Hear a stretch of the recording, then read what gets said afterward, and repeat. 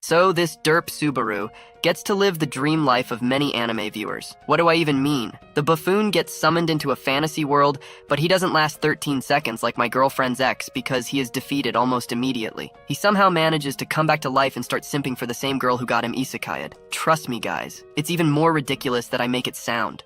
It was a regular night, and Subaru was at his local convenience store reading manga and buying stuff. Suddenly, he started having flashes of some spooky things, but he chucked it up to being so long in his room gaming all day. Yeah, I usually see some scary stuff once I stand up from a 12-hour gaming session too. Like 10 missed calls from my girlfriend. When he left the store, he wiped his eyes, and in the literal blink of an eye, he was in another world. Strangely enough, he didn't seem fazed by it. In fact, he went around like it was his everyday life, but he soon realized just how much he stood out after stumbling into the women's bathroom and entering a demi-human-only bar, which led to him falling into a river. That's a pretty rough start. While he was ranting about having a horrible start in this new life, a couple of thugs came to mug him. Come on, give this guy a break. As they were mugging him, a girl ran toward them. Subaru thought she was the cute girl who summoned him, but she was just a thief and ran off, leaving him with the muggers. Subaru thought he could use some crazy power-up and beat down the thugs, which seemed to be working,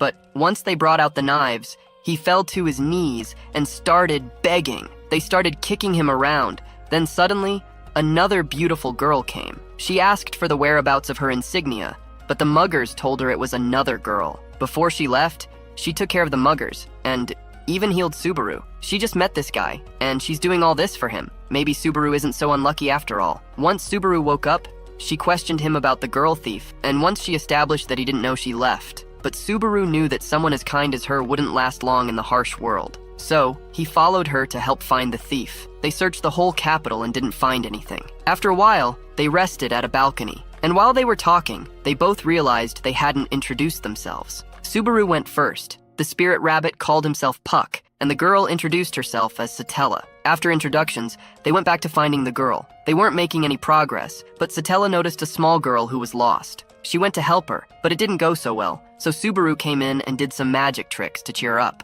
After holding hands with the girl and guiding her to her mother, Subaru and Satella continued their search. But it was getting late, and they were making no headway. The genius Subaru suggested they go back to the crime scene and look for clues there. When they got there, Subaru met the shopkeeper he ran into earlier, but the man wasn't happy to see Subaru. Apparently, he hates broke people. Well, I already know I won't get along well with that man. The man was chasing them out of his shop when his wife came along with his daughter. Turns out, the girl Subaru helped was the man's daughter. What a coincidence. The man quickly switched up his attitude and agreed to help them. He told them. The girl thief's name was Felt, and she usually stayed in the slums. So, they went off to the slums. The slums were as shady as you'd imagine, but they kept searching anyway. After a while of turning up nothing, Satella decided to talk to the lesser spirits for help. Subaru and Satella kept searching around the slums for Felt. They were heading in the general direction where the lesser spirits told Satella to go. It led them to a shop run by an old man. Subaru told Satella to wait outside while he checked the place out.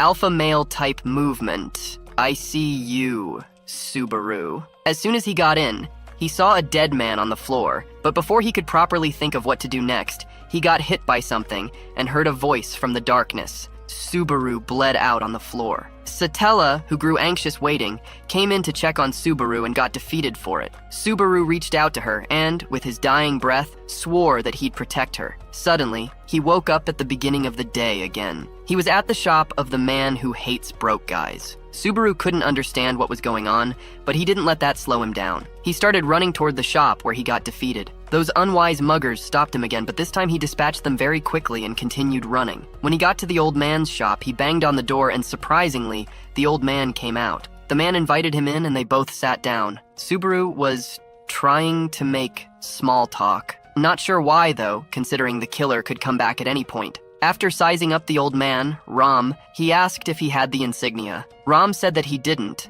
but was expecting a good haul of loot later on. So, Subaru went outside to wait for Felt. Once she came, he tried talking to her casually, but she didn't recognize him. But all that was irrelevant. They went inside to talk, and Felt showed them the insignia. Felt asked Subaru to pay up if he wanted it, but he told them he was flat broke. I've never seen someone so proud to be broke. Instead, he asked them to trade it for his cell phone. He told them it was a different kind of magic that could freeze moments in time, and they fell for it. Hook, line, and sinker. Well, everything seemed to have worked out, and Subaru was about to claim his prize. But Felt decided to wait until the other buyer came and sell it to the highest bidder. Ugh, what a pain in the butt. I can already tell this won't end well. The other buyer came after a while. Her name was Elsa. Felt explained the situation to Elsa, and after hearing it, she showed that she wasn't there to play either. She offered 20 holy coins for the insignia, but Rom refused her offer, saying that Subaru's cell phone was more valuable. That's a smart man right there. Elsa was disappointed, but she decided to withdraw and leave. Once again, everything seemed to have worked out, but Subaru just had to ruin it with his stupid mouth. Before Elsa left,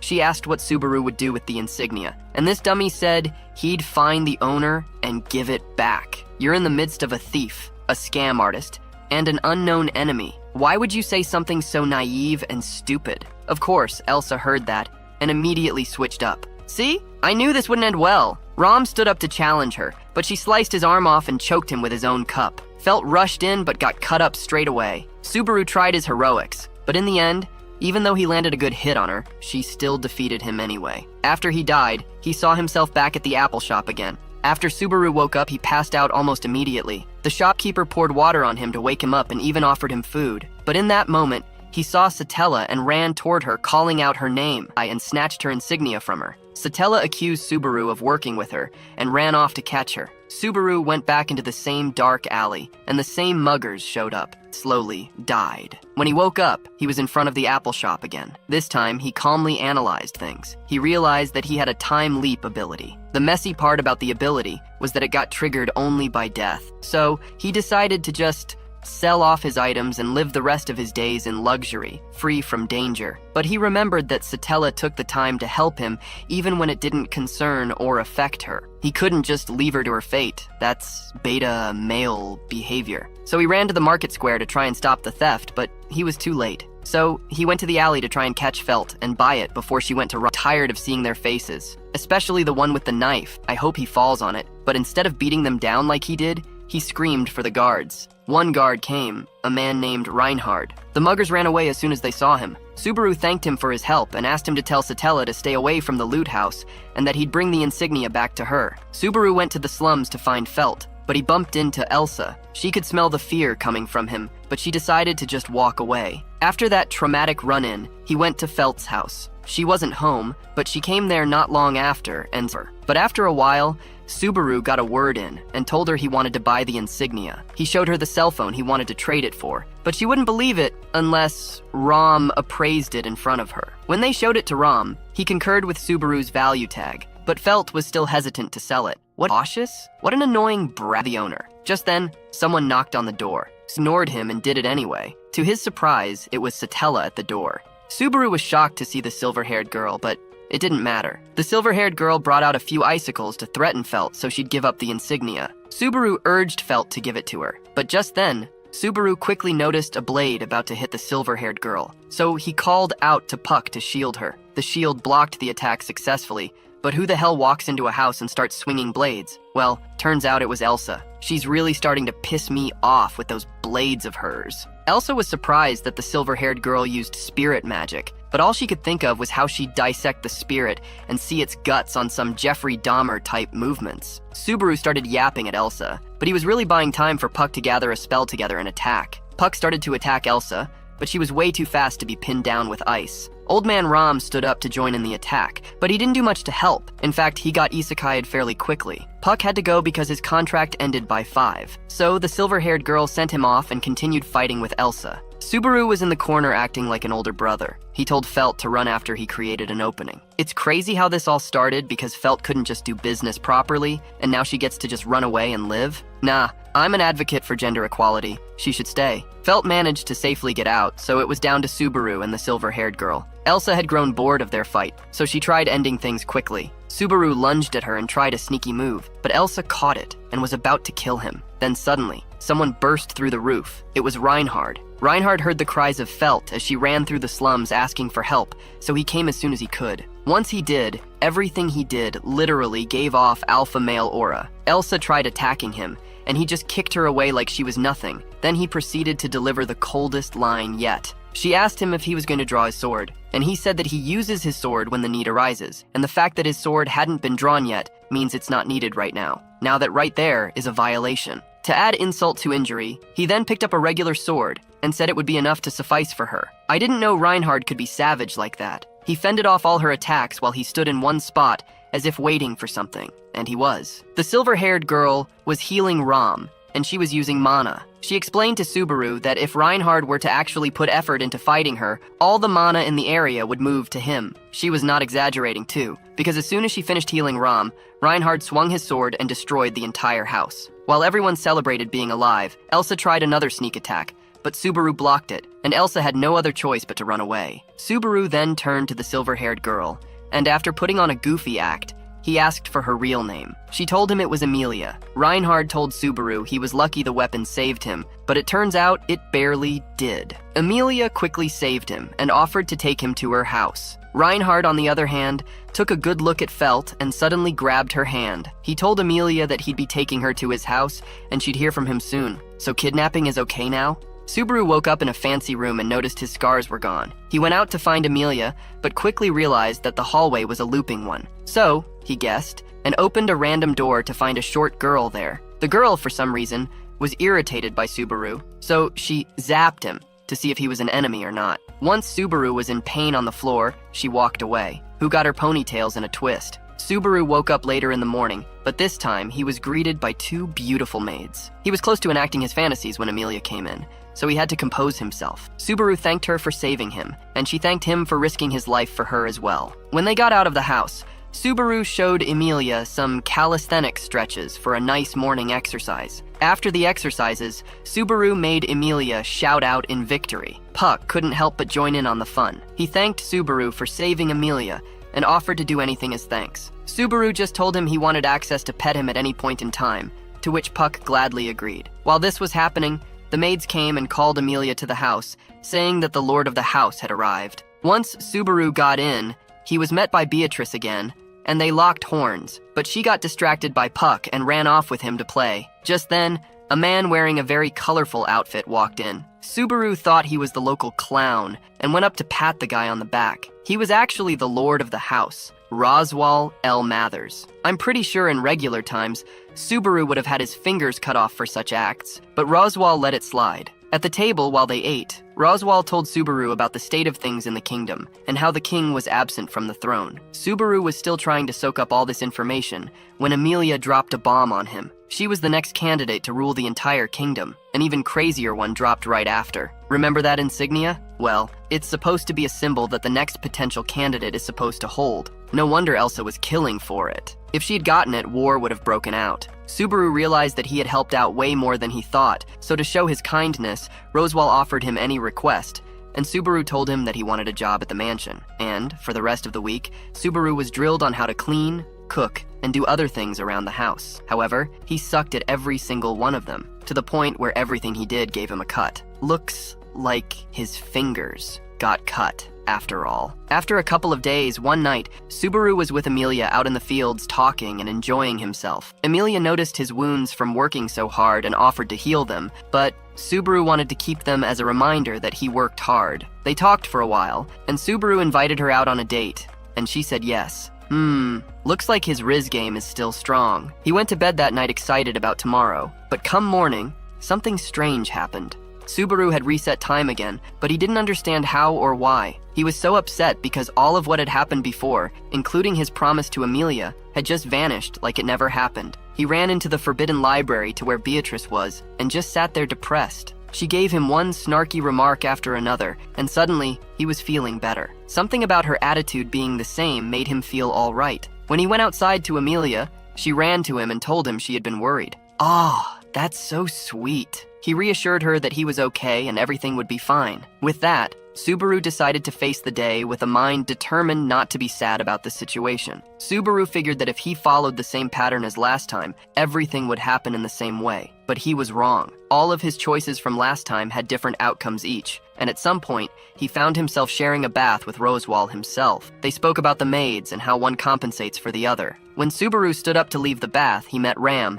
and she immediately told him to put away his sorry excuse for a man tool. Ouch! She asked him whether he'd be doing anything later, and he said no, so she said she'd come over to his room at night. Oh, hold on. Maybe she doesn't think it's so sorry after all. She probably wants a taste after seeing it. Subaru was in his room trying not to think of all the things he could do to her, but he was failing. Ram walked in and was creeped out. She went over to the corner and asked Subaru to come over. Oh, snap! Is my boy Subaru about to get some? Subaru was woodblocking himself and told Ram that he had eyes only for Amelia, but Ram just wanted to teach him how to read and write. Apparently, the more Subaru was able to do, the less the twins had to do. Well, that was anticlimactic. Subaru spent the night reading, and after a while he turned to talk to Ram, but she was already fast asleep. The next day, Subaru tried on his working clothes, and they fit perfectly. They all started working, and Subaru already cut his finger peeling the apple skins off. Rem kept looking back at Subaru. When they went out to the garden, Rem still kept looking at Subaru, so Ram spoke up and told Subaru to let Rem cut his hair. Apparently,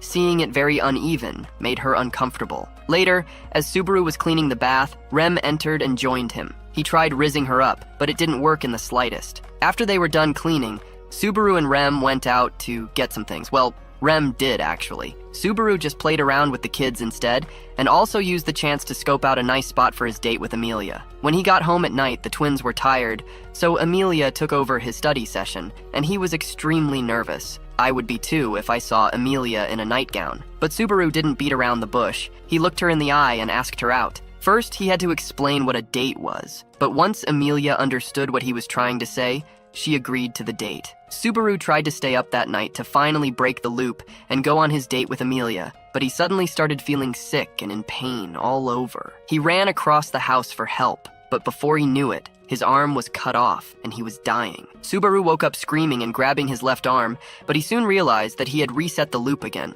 Now it was his first day in the mansion. He went back to the library and started pacing around Beatrice while pondering what to do. As soon as he was able to break down what had happened, Beatrice sent him flying into a bush of manure. Amelia approached him just then and summoned Puck to wash him down. After creating a massive water barrage to wash Subaru off, Puck started making fun of Subaru. Yeah, sure, make fun of him because he's wet. Wait, that sounds so wrong. Subaru then started tickling and play fighting with Puck. Amelia saw this and started laughing. Turns out seeing Puck and Subaru play so carefree with each other really made her happy. While they were enjoying themselves in the garden, the twins came along to invite Amelia and Subaru to meet Rosewall. This time, when Rosewall asked Subaru what he wanted, Subaru asked to be a permanent guest at the house. He chose this so he could use the next 4 days to observe who could potentially be the killer, and who he could have a threesome with. Just kidding. Just kidding. He went around the house searching for clues, but all he found was Rosewall acting like a very creepy guy. He looks like a ripoff of X-Men's Nightcrawler. Subaru went to his room to try and gather his thoughts, but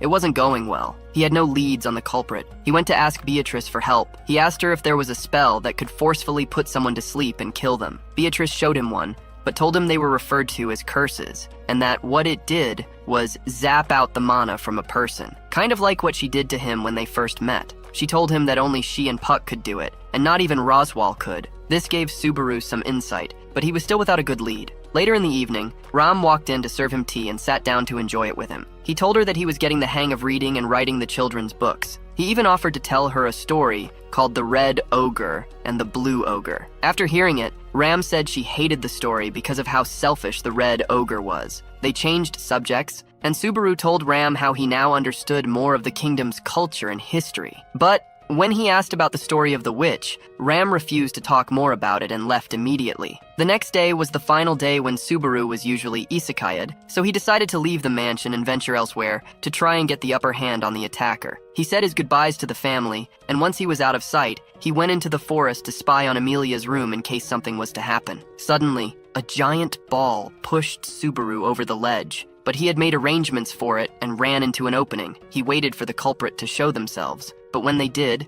Subaru was heartbroken. It was Rem. Subaru was distraught by the fact that Rem was trying to kill him. He used his phone's flash to blind her temporarily and ran away, but it was no use. She caught up to him instantly and cut off his leg. As if that wasn't bad enough, she then healed the leg so she could interrogate him further. Whenever she asked him a question, she hit him with the chain. After continuously hitting him, she then had an emotional outburst. Apparently, she had assumed Subaru was working with the witch who had taken everything from her and Ram. Subaru started to cry and had an emotional outburst of his own, but Rem didn't want to hear it. So while he was talking, she put him out of his misery and isekai'd him. Wow, what a plot twist. I can barely keep up anymore. When Subaru woke up, he was met by the maids again, and he was overcome with fear. Soon after, Emilia came in to try and talk to him. She asked him to tell her what he was going through, but as soon as he tried to explain things to her, something came out of nowhere and gripped his heart with fear. He became hopeless after that, and told Emilia to just leave him alone. Man,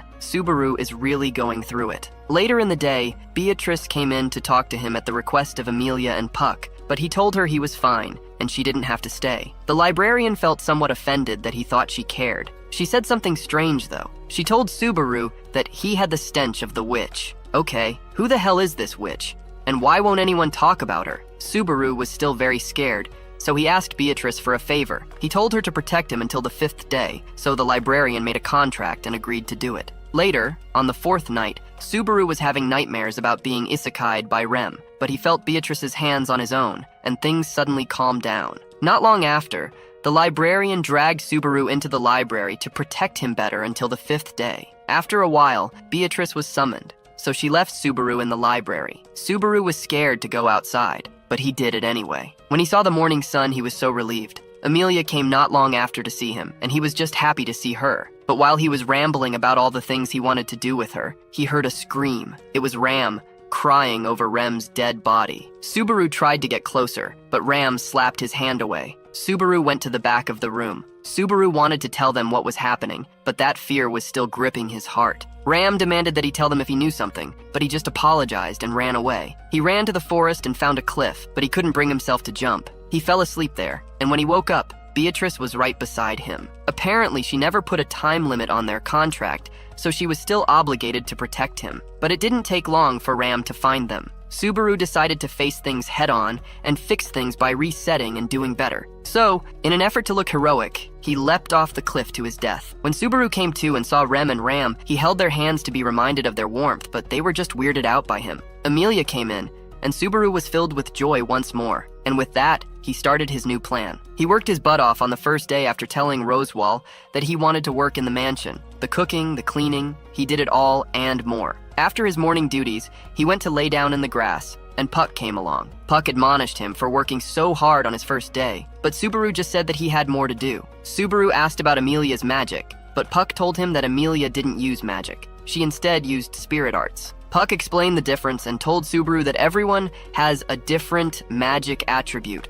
along with a magic gate, which is used to control said attributes. This made Subaru excited, and he asked Puck to check what his own was. Subaru's attribute was Shadow, one of the rarer types. It was basically like debuff magic. Puck showed Subaru an example, and it was very terrifying. He couldn't talk or see or do anything. Talk about nightmare fuel. Subaru asked if he could do such spells too, and Puck said he could with the right training. They went ahead to try it out, but Subaru exploded his mana and wore himself out. Apparently, his gate isn't well used, so he's unable to control his magic output properly. While he was laying there, he realized that he couldn't move because his mana had been depleted. Emilia and Puck told him to rest, but Subaru refused and tried standing up anyway. So, Emilia gave him a fruit to eat that restores mana. Although, I'm sure Subaru would have preferred a different fruit from Emilia. Later that night, Subaru thought about all he did that day, and he felt like he did enough, but he still had no idea how to deal with the shaman attack. So he asked Beatrice if it was possible to nullify curses. Beatrice told him there wasn't, but if the curse hadn't been activated yet, then she could nullify it. Then Beatrice mentioned that Subaru smelled like the witch. Subaru asked who the witch was, and Beatrice explained. Finally, someone could tell us who she is. She was known as Satella, a witch who, long ago, devoured 6 other witches that bore the names of the deadly sins and drained half of the world dry. Beatrice went on about how terrible of a person the witch is. The next day, he did his routine yell of victory in the morning and went to rizz up Emilia afterward. Once he left to work, Emilia told Puck she was worried about him, and Puck agreed. He could tell that Subaru's mind was confused. Subaru spent all day trying to work and do good in the house, but he broke down in the bathroom and hurled his guts out. As soon as he finished, he left to continue, but Amelia was outside waiting for him. She took him back inside the room and put his head on her lap. And just like that, Subaru slowly started to break down into tears, and Amelia comforted him through all of it. Later that night, Subaru went to the library to meet Beatrice and rant about what happened with Amelia. Subaru got over himself and asked Beatrice more about curses. She told him that it needed physical contact to activate, and he recalled that he had only touched the villagers apart from the people at the mansion. So, he asked the girls to follow him to buy ingredients, and they agreed. Subaru went to town and was having a blast with the townsfolk. He taught them calisthenics and even his signature shout of victory. But his main goal was for everyone to touch him. Not sure why though. Some sort of kink? After it seemed like he was done, a girl came up to him and directed him toward an open area. Apparently, her dog was there. The dog seemed to hate Subaru, and it even bit him, which was odd. I mean, sure, he's an obnoxious buffoon who likes to ramble a lot, but that's no reason to bite him. Or is it? I can't tell. Subaru went back home, and on his way in, Roswal was heading out to meet with someone, which hadn't happened before. Roswal asked Subaru to look after Amelia, and he flew off. Just casually took off to the skies. I wish I could fly too. Moving on, Subaru went to see Beatrice and asked her to check if he had been cursed. She didn't want to at first, but Subaru, with his sneaky ways, managed to convince her. She quickly identified the spot of the curse as the point where the dog bit Subaru. Subaru quickly realized that the kids who were playing with the dog were in danger of being cursed too. He ran to the sisters to ask for help, and as they were debating who would go, Amelia came downstairs. Subaru kept it hidden from her for her own safety, so Amelia gave him the blessings of the spirits so that he would return safely. He ran off with Rem, and when he got there, the village was a mess. Everyone was looking for the children. They had gone missing. Subaru feared he was too late, but he remembered another spot and went there to check. When he got there, he saw that the barrier in the forest had been broken. He also saw footprints leading into the forest, so he told the villager to call the rest and asked Rem to follow him to get the kids. Rem hesitated, but she noticed that he had still got his resolve, even though he was trembling. So she followed him in. It didn't take long before they found the kids, but they were all weak and on the verge of death. Rem got to healing the kids, but one of the kids, Petra, told Subaru that a girl was taken. Subaru immediately sprang into action and went to find her. Rem asked him why he was risking so much, and what if she couldn't find him, but Subaru knew that she'd always find him because he smelled like the witch. So, he made a promise not to die, and that after this was done, he'd have a long talk with Rem.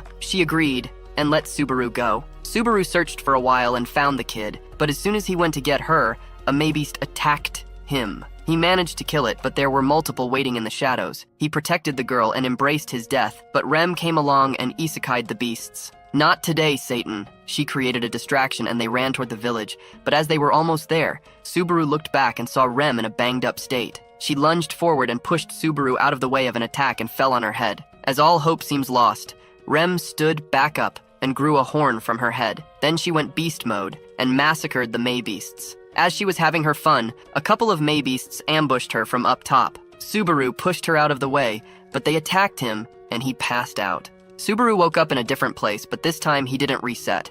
They barely managed to save his life. Puck came out from under Amelia and gave Subaru the breakdown of what happened. Bottom line, the kids were safe and everyone was okay. Subaru went out and saw Ram outside. She stuffed a potato in his mouth for some odd reason, and then told him basically what Puck did. This time, Subaru went around doing checkups on the kids to be sure they were okay. Once he saw that they were, he went out for a walk and saw Beatrice. Beatrice took him to a corner and told him that he only had half a day to live due to the curses inflicted on him when he got attacked by those beasts. Subaru didn't look scared in the slightest, and Beatrice was confused as to why. If only she knew. Subaru asked if there was a way to stop it, and Beatrice said there was. She explained that the curses would activate when the dogs replenished their mana, and he had to isekai them before that happened. Subaru then recalled hearing a voice while he was half asleep, saying that they would save him no matter what. He realized it was Rem. Beatrice confirmed that Rem had gone to isekai the beast for Subaru's sake. Ram overheard it and wanted to quickly rush to meet her. Subaru dragged her back and asked if she could fight as well as Rem. Ram said she couldn't, but she had very strong wind magic. With that said,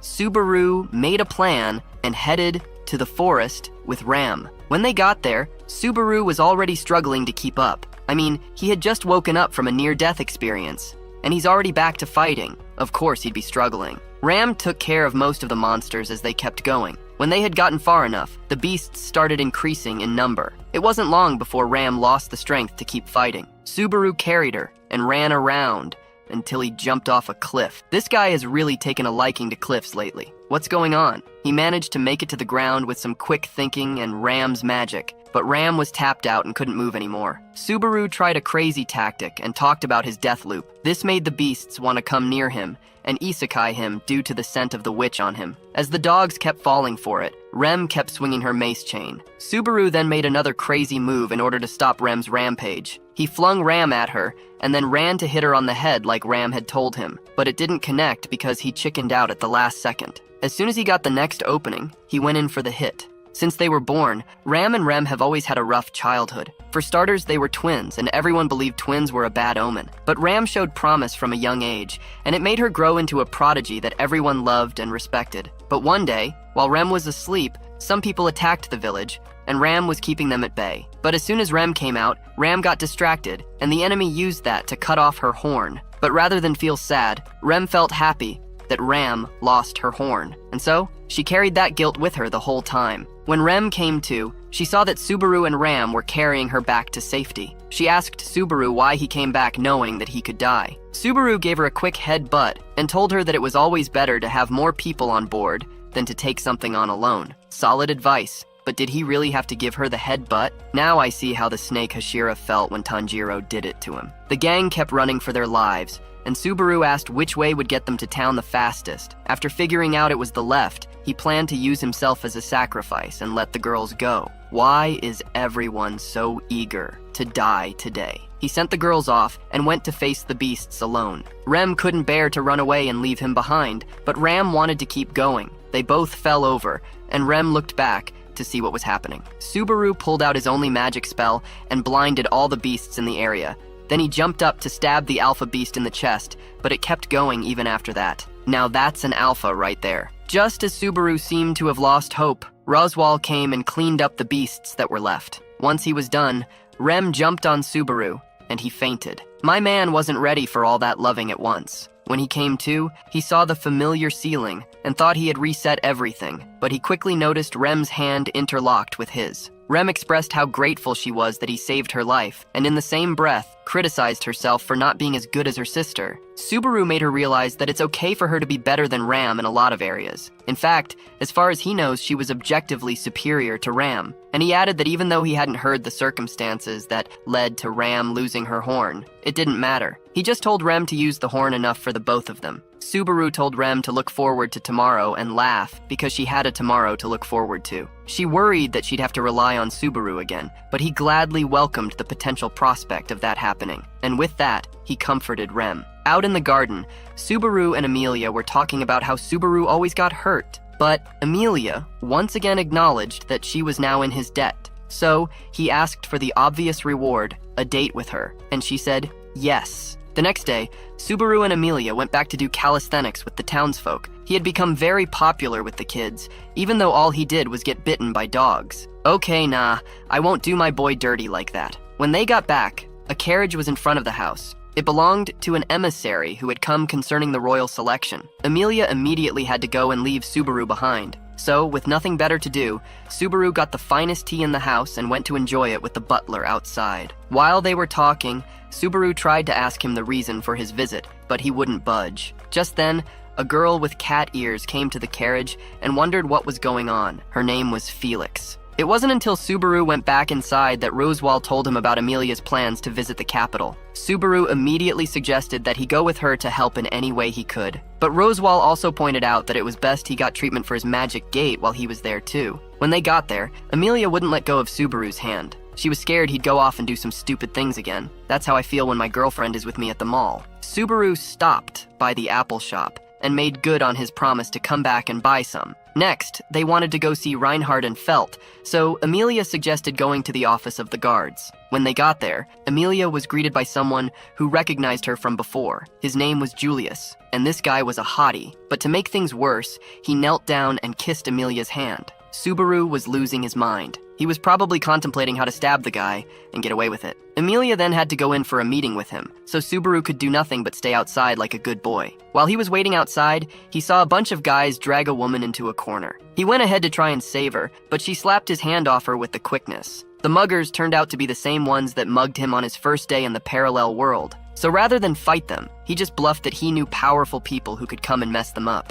Coincidentally, Ram happened to be passing by, so the muggers ran off. Ram and Subaru exchanged greetings, and Subaru thanked him for the save. But Ram asked Subaru if he had felt. Subaru told him that Reinhard took her, and Ram suddenly had a suspicious look on his face. Without saying much else, Ram left. On the way back, Emilia asked Subaru where he met the woman from. He thought she was being jealous, but after he realized she wasn't, she just told him to forget about the whole thing. At home, Emilia told Subaru to wait while she went to the meeting. She wanted him to relax and properly heal, so she made him promise not to overdo himself. But the promise didn't mean jack, because as soon as he could, he ran out and hitched a ride with the woman he saved earlier to the castle. Turns out she's also a candidate for the throne. Her name was Priscilla Bariel. When they got to the castle, Subaru met up with Emilia. She tried getting him to leave, but Roswal cut in and told her not to fuss over it. Once the conference commenced, the leader of the Imperial Knights began the formalities, but a few of the others didn't care for that, so they hurried things along. Their reason for everyone gathering was because a new prophecy had been written down, saying that 5 candidates would compete. But there were only 4, who was the last one. Suddenly Reinhard got called forward, and he presented the 5th and final candidate. It was Felt. What do you think happens in the episodes to come? Would you like us to make a part 2 of this video? Let us know by commenting part 2 in the comment section. Also, don't forget to like and subscribe so you don't miss out on any of our daily updates.